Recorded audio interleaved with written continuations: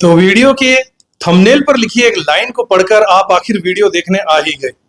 स्वागत करता हूं साथियों आपका एक ऐसे वीडियो में जहां पर मैं आपसे एक प्रश्न करना चाहूंगा कि जो भी आप किसी बड़े प्लैनेट के इवेंट के बारे में यानी कि जो भी ज्योतिषीय घटना ग्रहों को लेकर होने वाली होती है उनसे संबंधित वीडियोस जब आप देखते हैं तो आपसे हम ज्योतिषी ऐसी मीठी मीठी बातें करते हैं जिनमें आपको लगता है कि बस अब आप ही का सुपर हिट टाइम आ चुका है। अब आने वाला समय बस आप ही के लिए धन दौलत शोहरत ऐशो आराम सब कुछ लेकर आने वाला है। क्या ऐसा है? ऐसा हमेशा होता भी है या नहीं? चलिए हमेशा छोड़िए, अगर 50% भी ऐसा होता है तो मैं मान लेता हूं कि ये आपके लिए वीडियोस सारे सही हैं। लेकिन अगर मैं आपसे पूछूं कि क्या ऐसा होता है तो आपका जवाब होगा ना, क्योंकि मुझे यह भी पता है कि इस तरीके के वीडियोस से आपको बड़ी उम्मीदें रहती हैं, क्योंकि आप सब बहुत परेशान हैं और हल पाना चाहते हैं। लेकिन आपको बता दूं कि क्या आप गलत रास्ता चुन रहे हैं। अपने जीवन में सफलता और खुशी पाने के लिए यह रास्ता सही नहीं है। और क्या रास्ता सही है आपके लिए, अभी बताता हूं। जब समय बीत जाता है ऐसे वीडियोस को देखने के बाद, तब आप लोगों को लगता है कि ऐसा तो कुछ हुआ ही नहीं जैसा उन लुभावने वीडियोस में आपसे कहा गया था। फिर आप लोग ज्योतिष को कोसते हैं और ज्योतिषियों को भी कोसते हैं। तो मैंने सोचा क्यों ना आज के इस वीडियो की शुरुआत में ही आपसे साफ साफ कह दूं कि इस तरीके के तमाशे आप हमेशा यूं ही देखते रहेंगे। अगर आपके साथ वैसा नहीं हो रहा है जैसा ज्योतिष के इन वीडियोस में आपसे बार बार कहा जाता है, तो इसका मतलब कमी ज्योतिष की नहीं है, कमी ज्योतिषी की भी नहीं है, कमी आपकी जन्म कुंडली में। क्योंकि जिस वक्त आपने जन्म लिया वो समय कुछ और था, जिस वक्त मैंने जन्म लिया वो समय कुछ और था। यानी कि हर व्यक्ति ने एक अलग समय और विशेष समय पर जन्म लिया है। धरती के किसी विशेष कोने में जन्म लिया है, तभी उसकी जन्म कुंडली का निर्माण कुछ ऐसा हुआ है जैसा दूसरों का नहीं है।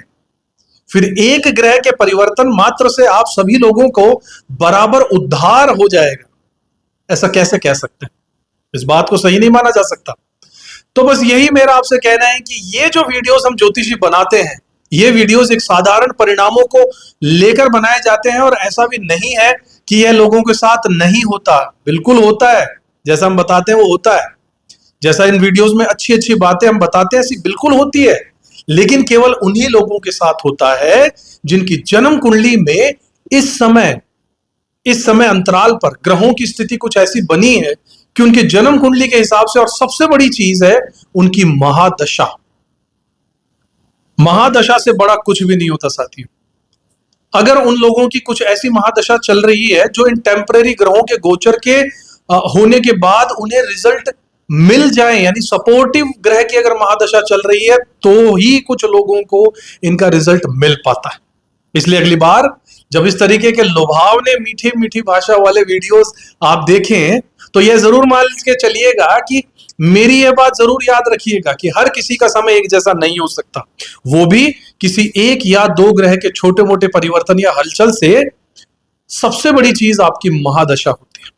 आपकी जन्म कुंडली में इस वक्त जो महादशा चल रही है, अगर उसका रिजल्ट आपके लिए अच्छा और पॉजिटिव प्रॉमिस आपके लिए कर रहा है तो आपको अच्छी चीजों का रिजल्ट अच्छा ही मिलेगा, वरना प्रॉब्लम में थोड़ी बहुत कुछ कमी जरूर हो जाएगी अगर यह गोचर आपके फेवर में है। तो अगर आप किसी भी तरीके की ज्योतिषीय घटनाओं का या अपनी जन्म कुंडली के हिसाब से अपनी महादशाओं को यूज करते हुए, उन्हें उपयोग करते हुए अपनी लाइफ में अगर आगे बढ़ना चाहते हैं तो अपनी जन्म कुंडली का, आपकी अपनी जन्म कुंडली का गहराई से विश्लेषण जरूर करवाइएगा। यह बहुत जरूरी है और मैं आप लोगों को अंधेरे में नहीं रखना चाहता, इसलिए आपसे स्पष्ट रूप से शुरुआत में ये मैंने इतनी लंबी बात कही है।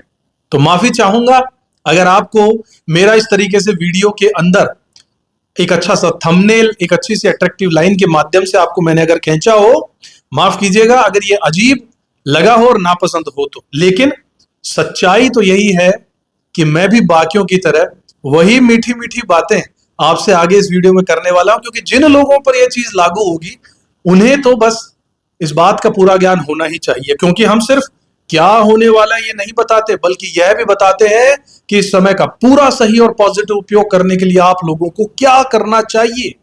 इसलिए अंत तक वीडियो में बने रहिएगा। उपाय भी बताए जाएंगे और सावधानियों के बारे में भी सचेत कर दिया जाएगा साथियों। नमस्कार दोस्तों, स्वागत करता हूं आपका अपने ज्योतिष चैनल किस्मत की रेखा में। मैं हूं आपका अपना ज्योतिष रत्न भुवनेश।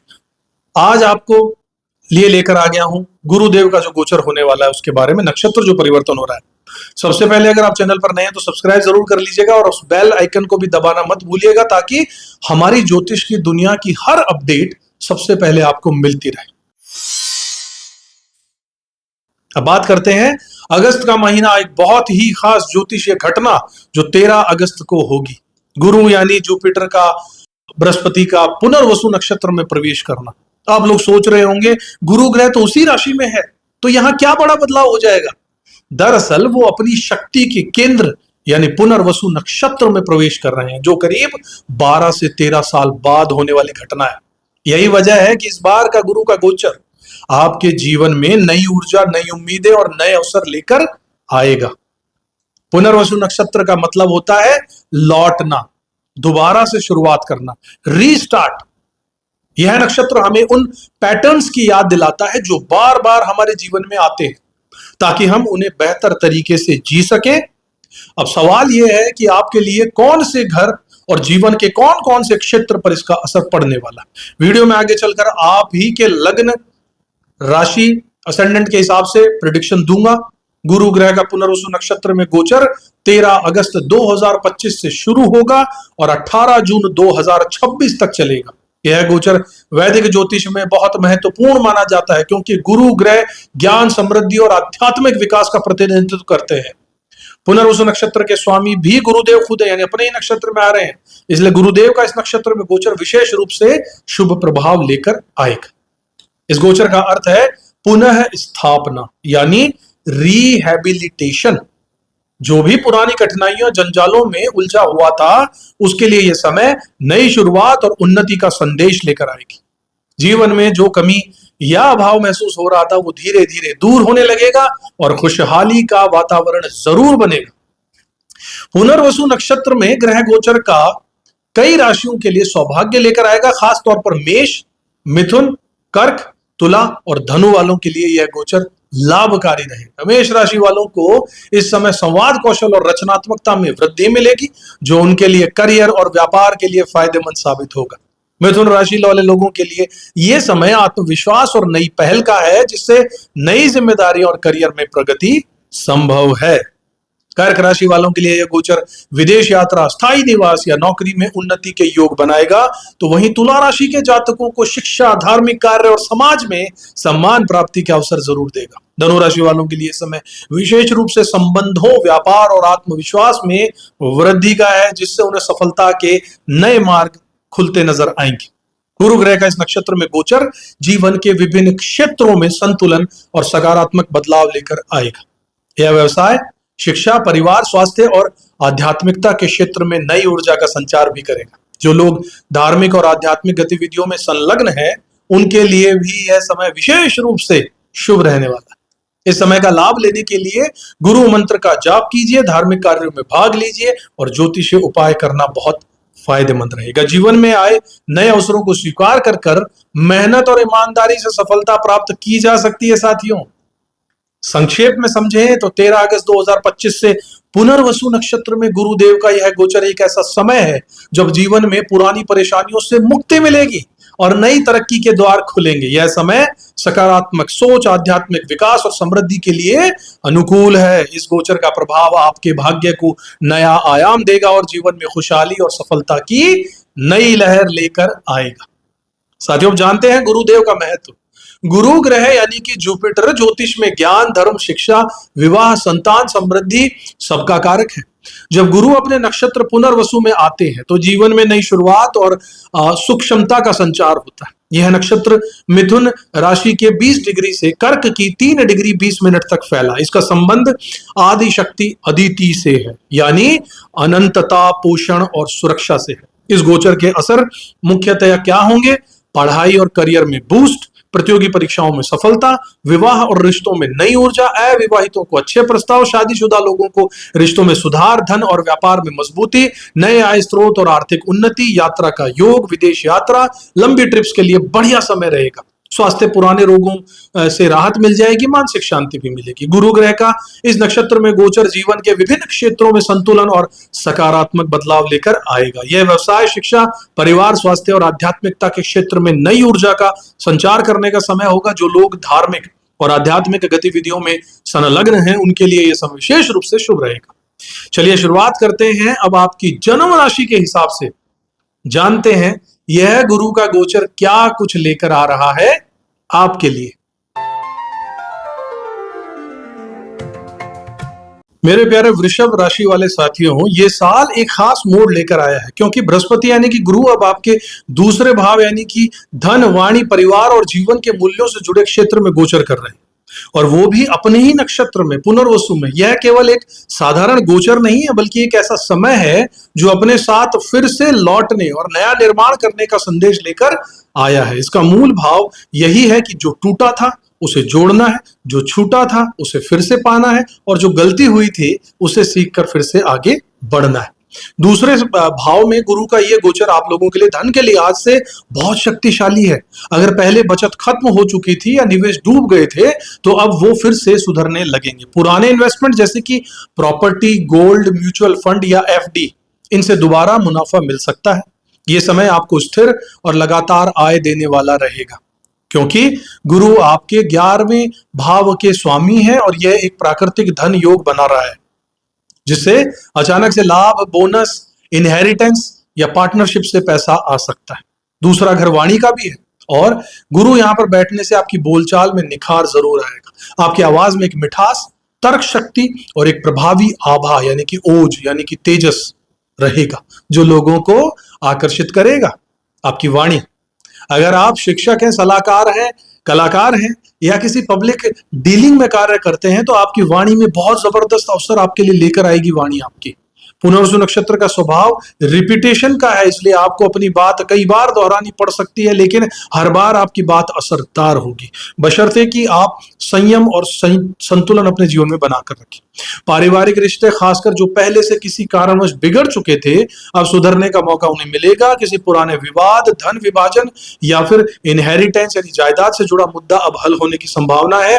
लंबे समय से अलग हो चुके या दूर रहे परिवार के सदस्यों के मिलने से फिर से योग बनेंगे उनके मिलने के। जो लोग विदेश या किसी लंबे ट्रैवल के कारण अपने परिवार से नहीं मिल पाए थे, उन्हें वापस घर जाने या परिवार के साथ समय बिताने का अवसर भी मिलेगा।